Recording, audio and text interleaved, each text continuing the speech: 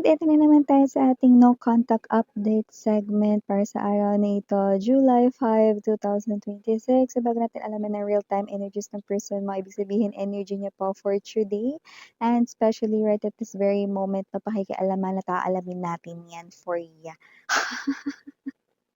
So yeah, mga babes, na let us see the real-time energies of your person here. But yeah, reminders muna tayo natin gender dito by lalaki LGBT lahat tayo. Welcome.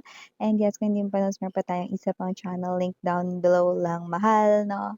Pagka-clinic mo yan, meron din tayong mga collective readings for all signs doon sa ating Dalnim, which means Goddess of the Moon in Korean na channel. And yes, mga babes na tayo dito, no, na age difference, zodiac sign, okay, those are not important, no? Just feel the connection mo sa reading, no? And that's all you need sa panonood ng energy or tarot readings like this, kahit hindi sa channel ko, kahit sa ibang mga channels na pinanonood mo. Okay, let us see. Thank you so much, Archangel Michael, Guardian Angels of Collective. Pwede po palang i-pause ang video na to ha, para isipin ng person mo. At i-resume back mo na lang once na done ka na. Alright, so let us see. Is this person here still thinking of collective? Hi pala sa ating mga bagong viewers. My name is Yan. Returning instant buyers, thank you so much. May nararamdaman pa po ba kay collective itong tao na ito? Iniisip pa ba niya si collective? Can you please show me?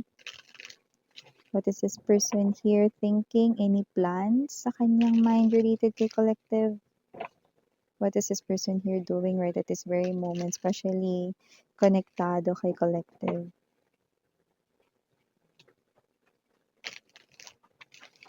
Okay. Got it. Let us see. So, meron siya ditong enerhiya ng Wheel of Fortune. The Five of Cups. The Queen of Wands. Oh, look at that. This person here worries a lot. King of Swords. Seven of Wands. The Fool. Page of Swords para sa ating bottom of the deck. Page of Coins. Maaring may anak kayo nitong person na to, yung iba maaring kambal pa nga. Pero you know, just take only what resonates, no? Yung iba, maaring wala kayong anak dito sa person na to, pero nakikita ko dito with the pages, medyo napanghihinaan siya ng loob. Three of Hearts. I mean, the Three of Swords right in here. No? The Three of Hearts na maaring itong person na to in-involve kayo sa isang third-party situation wherein, no, naguluhan siya kasi nagmahal rin siya ng iba. Maaring nag-two-time itong tao na to sa inyo, no, at maaring na-realize niya dito na mali ang kanyang ginawa or na-realize na hindi pala talaga yun pagmamahal because that kind of action ay nag-cause ng delubyo. No? I'm getting that word, delubyo daw sa buhay niya. Okay? So this person here, okay, walang duda, mahal pa kayo nito. At mahal na mahal kayo nito. Hindi lang basta mahal. Mahal na mahal kayo nito. Kaso, this person here worries a lot like what I've mentioned kanina habang inilalapag ko pa lang ang mga energy sa ating table, right? So, whoever this energy is, this person here worries a lot. Why? Wheel of Fortune energy, Five of Cups, and the Queen of Wands, no? Nag-aalala siya na kahit magbalikan kayo rito, kaya pa kayang maibalik ang dati ninyong samahan. Okay, of course, that is not for me to decide. Okay, nasa iyo yan, mga babes, no? Kasi it looks like you are someone here na nagpapakita, no, ng kakaiba ng energy dito sa person na to. Ngayon. So, it looks like may mga nagbago na rin rito, no, sa'yo. Okay? Para sa pakikitungo mo sa taong ito. No? Though you know sa sarili mo, no, na may pagmamahal ka pa sa kanya, pero baka konti na lang. Okay? Or hindi mo alam kung pagmamahal pa ba yan. Kaya maaaring nag-iisip siya dito na if ever nabigyan mo siya dito ng chance, kaya pa kayang muling maibalik ang dating samahan. Yan ang hindi niya alam. Okay? Pero susubukan niya pa din. Pero alam mo kung bakit niya yan naiisip? Kasi nararamdaman niya rito na nag-iba ka na. na nagbago na yung pakikitungo mo sa kanya. Okay? Nararamdaman niya rito na hindi mo na siya mahal kagaya ng pagmamahal mo para sa kanya dati, no? Na nagbago na ang pakikitungo mo sa kanya rito. Of course, hindi kanya magawang masisi dahil alam niya kasalanan niya ito. So, hindi niya dito dapat na parang i-deny sa kanyang sarili. This person right in here knows that clearly as the sun. Pero nakikita natin dito with this King of Swords energy, this person here wants to cut that, no? Na iniisip niyang ganyan kasi alam niya na mas lalo lang bababa rito ang kumpiyansa niya or confidence sa sarili, no? Pero hindi niya talaga maiwasan na hindi ito maisip, no? Dahil gusto niya nga kasing bumalik kayo tulad ng dati. Pero syempre, kapagka ang base or baso nga ay nabasag, 'di ba? Kapag pinagdikit-dikit mo 'yun, hindi maganda ang kalalabasan, 'di ba? Bangas-bangas na, may mga holes na, mga butas-butas, 'di ba? So whatever the case may be, hindi na maganda. It's not smooth anymore kapagka hinawakan mo 'yun. It's not flawless anymore. So ibig sabihin, this person here clearly knows, okay, na malabo na 'yan mangyari. Kaya 'yan yung bagay na inaalala niya, okay? Bakit ganyan siya? Grabe miss yan kung mag-alala ng ganyan. Kasi nga we have here this Seven of Wands to the full card energy. Kasi this person here wants to make things right between you guys, no? To clear the issue, no? To fix or repair whatever that is na na-damage or na-broken dito, no? I do see that it is not something here, no, na madaling gawa ng paraan because trust and love ay talaga naman 'no, na nabugbog sarado rito 'no, and it is your heart and your trust 'no, na na-ruined, na-wreck dito 'no. So whoever this energy is, this person right in here, no, you could be married with this person here or maybe meron kayong mga anak or may anak kayo with this person but doesn't have to be.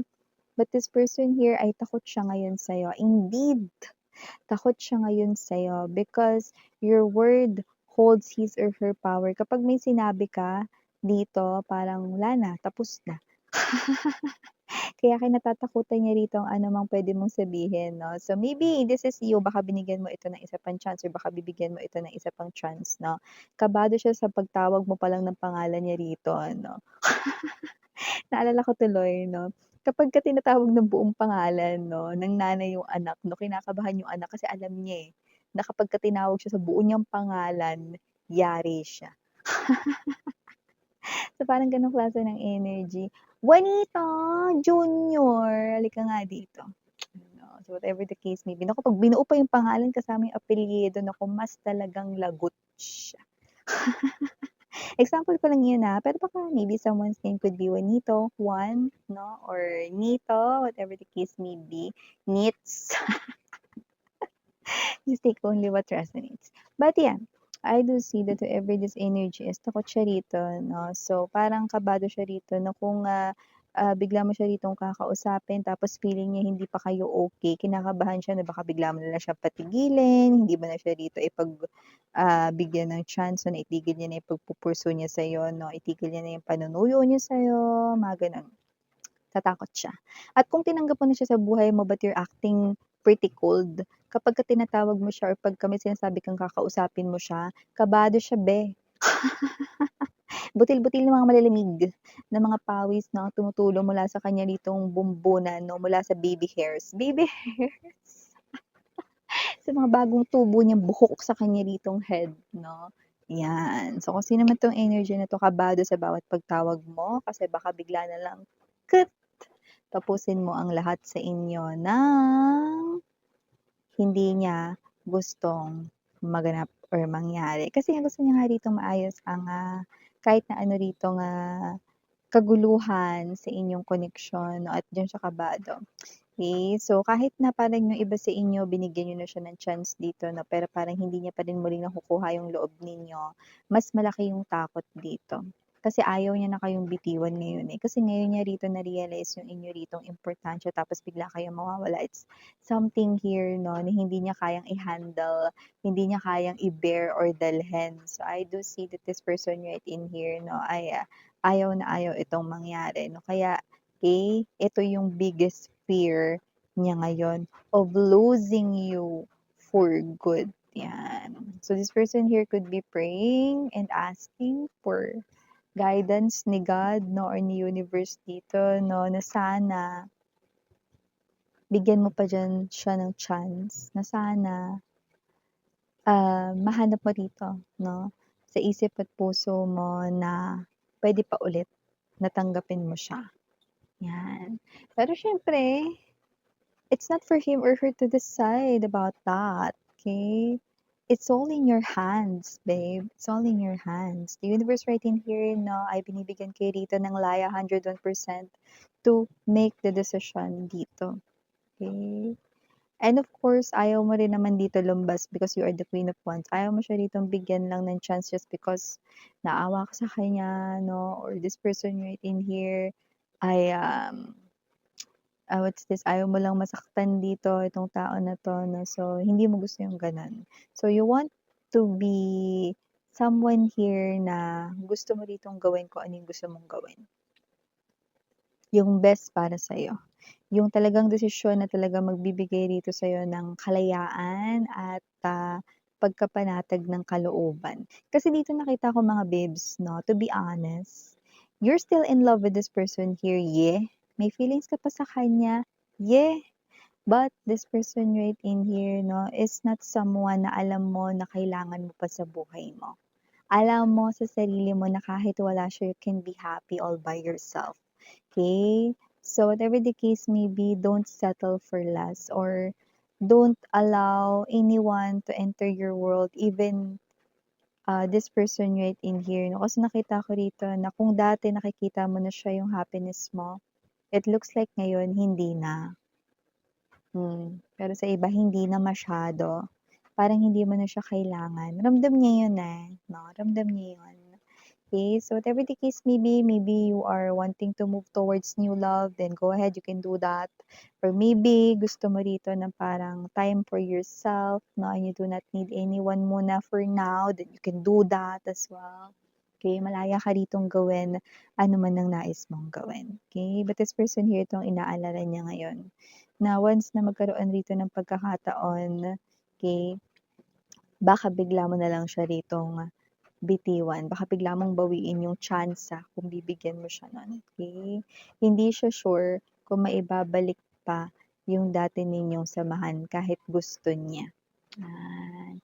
May initials within here, yes, we do have capital letter Q, capital letter P, capital letter E, capital letter L, capital letter J, capital letter G, capital letter A, and capital letter victory V. For small letters, we have U, P, T, S, Y, E, L, G, and last but not the least, we have, for O, maaaring ito ay dalawa at baka nga maaaring tatlo pa. Just take only what resonates, okay? So yeah, mga babes, ito yung nakikita ko rito mga mensahe for you. This person here will definitely, para siya ditong walking on eggshells, no? Kapag kinakausap ka niya rito. So pwedeng nagkakaroon na kayo rito ng minimal talk or less talk dito, no? From zero, doon na kayo sa less talk, no? Medyo nagiging maingat siya dito sa pakikipag-usap sa'yo, and every time na tumutunog yung cellphone niya tapos lumalabas pangalan mo, kinakabahan siya kasi baka bigla mo na lang siyang patigilin dito sa ginagawa niyang pagpu-pursue sa'yo. Malaki yung kanyang takot, matindi ang kanyang kaba dito sa'yo. So yan mga babes, ito yung mga nakuha natin dito, no, na chika sa loob ng real-time energies ng person mo. Again, I'm Yuriana, only for the girls, and Yana Duna for the boys. Please do check out our other channel, Dalnim, which means Goddess of the Moon Korean, for more collective readings for all signs. Pwede kayo tumambay doon all you want. Basta ang nais ko lang mga babes, no, pagka hindi ninyo feel yung reading, huwag niyong ituloy kasi ibig sabihin hindi para sa inyo yon. Ganun lang yun kabilis maintindihan. No? Pwede niyo panoorin ng mga old pa, ng mga video readings, no? Kasi ibig sabihin nun timeless tayo. Pag kahit na isang dekada ko pang in-upload yan, kung tinatawag niya yung atensyon ninyo, then go ahead. Baka yan pa lang yung right time para pakinggan yung nakapaloob na mensahe dyan. Okay, iwanan ko sa inyo ang mga mensaheng ito. Maraming salamat. Again, I'm Yuriana Oni for the girls, and Yana Duna for the boys. Sarang ngayon, Love and Light Tidra. Happy Sunday. Annyeong.